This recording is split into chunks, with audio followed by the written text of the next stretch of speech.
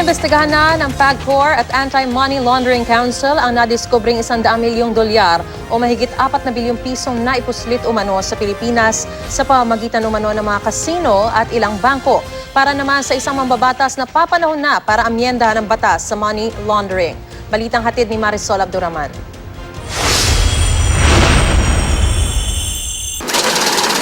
Ayon sa isang report ng Philippine Daily Inquirer, may 100 milyong dolyar o katumbas ng mahigit 4.7 bilyong piso ang di umano na ipuslit at naipasok sa iba't ibang bangko sa Pilipinas na posible daw na idaan sa mga kasino. Iniimbestigahan na raw ng Anti-Money Laundering Council o AMLAC ang naturang report. Nagsagawa na rin daw ng hiwalay na investigasyon ang Philippine Amusement and Gaming Corporation o PAGCOR. Hinihintay na rin daw nila ang sagot ng kasino na tinutukoy sa naturang ulap. Ayon kay Senator Serge Osmeña, chairman ng Senate Committee on Banks, Financial Institutions and Currencies, masama raw ito para sa imahe ng Pilipinas na itinuturing na weakest link sa laban kontra money laundering dahil sa butas umano sa ating batas. Taong 2001 nang maipasa ang anti-money laundering law sa bansa.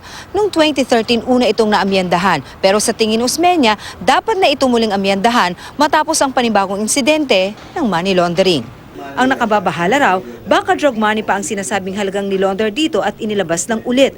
Ipinaubayan na ni Osmeña sa Bangko Sentral ng Pilipinas ang pag-iimbestiga sa mga bangko. Pero sa panig ng Senado, dapat lamang daw itong magkaroon ng Senate inquiry kaugnay nito. Kung hindi kasi masusolusyonan, tiyak daw na may masamang epekto ito.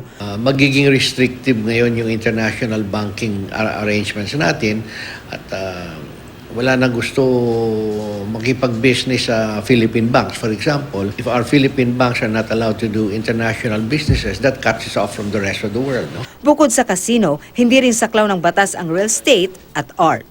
Marisol Abduraman, GMA News.